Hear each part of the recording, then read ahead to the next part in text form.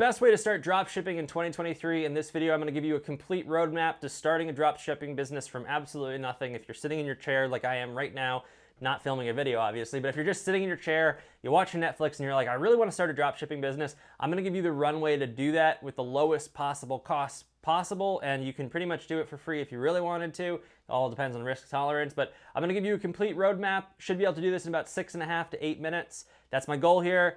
You're gonna learn something here. Subscribe if you wanna see other information, but I promise you'll learn something. There's no frills in this video. Let's get into it. Okay, so you've learned about what dropshipping is, you've known about what dropshipping is, and you realize that dropshipping or an e-commerce business or a Shopify business, this kind of encompasses all of them, could be a very attractive way to either replace your job, find some side income, or just become more of an entrepreneur in your life. So step one, you need to identify a problem or a product that you're going to solve the problem or provide a product for a need in the market. How do you identify this? My biggest recommendation, if you're new to this, is get onto Facebook. Pick something in your life that you find fun, a hobby, whatever it is, whether you like running, photography, having fish, whatever it is, like a pet, find something you love to do and go join as many Facebook groups about that as possible. And it should be something you genuinely enjoy, right? I know people say don't monetize the things that you love to do. This is just a way to start and teach you how to do product research and product identification. So just join like 30 to 40 Facebook groups around your hobby,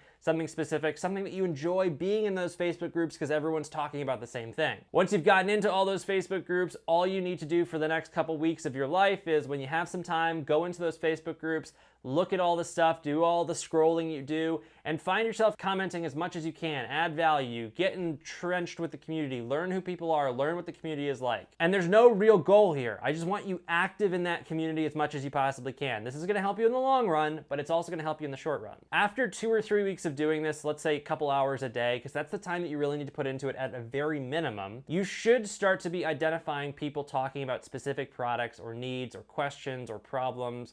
It will just inherently happen. Now, this is where you start doing research, and there's not gonna be some glaring answer probably, but you start doing research every time you see some trends around certain products or problems.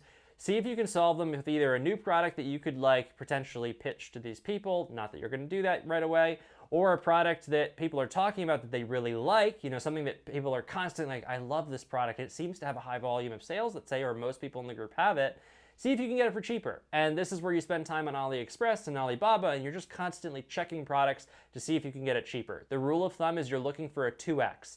If you see a 2x where the cost for you to buy it is at a minimum half the price of what it's being sold for, take a look at it. Obviously, as the products get cheaper, that value needs to get much, much larger. I'm usually looking for at least a 5x when I'm looking, but a 2x at a very minimum if you just want to start the learning process. But between 2 and 5x, try to get as close to a 5x as possible. You just keep doing this until you find something. And then when you find it, we're gonna try it. So once you find the product and you're like, I can either get it cheaper at everyone because it's a hot selling product, or people are asking for this essentially because it's gonna solve a problem for them, more likely you're gonna find a product that lots of people have and they're really happy with, and you're gonna find that you can sell it for maybe 20 or 30% cheaper and make less of a profit, obviously. Don't think you're gonna compete because they have the brand and everything. You're intentionally trying to sell it 20 to 30% cheaper, and then go source it. Get a sample. We're gonna go in, let's say you found it on Alibaba or AliExpress. It doesn't really matter. One's gonna be drop shipping, one's gonna be housing products. We're gonna be a little agnostic in this video.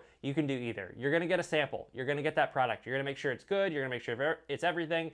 And then once that all looks good, you're gonna get a quote for a lot of units if you're buying it and stocking it, or you're gonna start building the drop shipping relationship. You're gonna figure out how much does it cost landed to you or landed to your customer total. So it's either shipping to your customer and lead times if you're drop shipping, or shipping to you and then shipped to your customer if you're housing products. Once you understand that, you're looking for a minimum of a 2x margin. So after it is landed to your customer, you need to make sure that your cost is still less than 50% of the total cost that the customer is paying. If that is then the case, what you do next is not go run ads. You set up your Shopify store. If you want to lower your risk, you start an LLC behind it just so you can have some protection, but you set up a Shopify store, you create a landing page, you fill in copy, there's plenty of videos on how to do that, and then you're ready to sell, and you've got the relationship going, or you've got the products in your hand and you're ready to go. What you're then going to do is go back into the Facebook groups that throughout this entire time you've been working on, and you're going to start posting subtle content. You're going to say, hey, look, I did this with this product, and start getting your name out there. You've already become this group expert because you've been active in there for a couple weeks. People start seeing your name.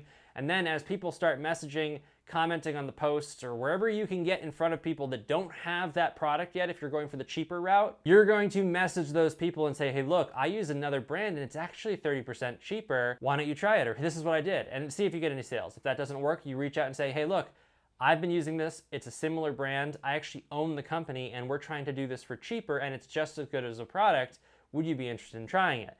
And go direct to consumer. Your sales volume is gonna be really low, but guess what? This is free to do. You're not spending any money on advertising. Get some social proof. I promise you, if you grind like this, getting 10 sales in a week, not hard to do.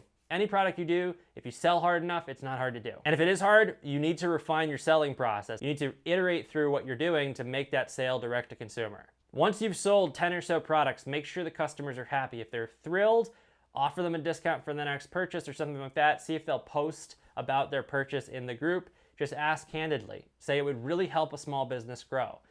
They're not willing to do this, keep reiterating and start giving discounts until people are willing to post. This is gonna grow both your social proof and your organic funnel of sales. Once that is going, once you start having an organic funnel of sales, ultimately what you're looking here is somebody to post a review of your product in the group that you're not then influencing, but just saying thank you on that post, but it's also giving social proof to everyone else that there's a cheaper option out there. Once you start doing this, then you're gonna start iterating through ads and running A and B testing, but I wanna make sure that you have money flowing into the business first and social proof that people actually like your product, because that's another part of the proof of concept of your product, and then you're gonna run ads, and then you're gonna start iterating through your ads and growing your business, and that's basically it. That's all you need to do to start. And then as the product grows, you attack both funnels. You keep going direct to consumer as you have time.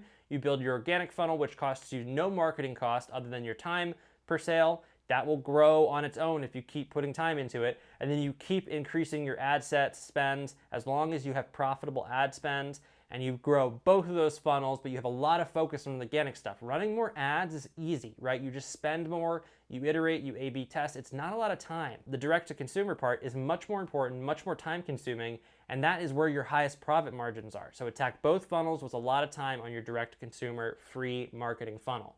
Otherwise, guys, keep grinding through that and keep reiterating through products. If one product doesn't work, try that all again with the next one, and good luck. Get out there and subscribe to the channel if you want to get more information about how to do this and just general pieces about success in this world. I'll see you guys in the next video.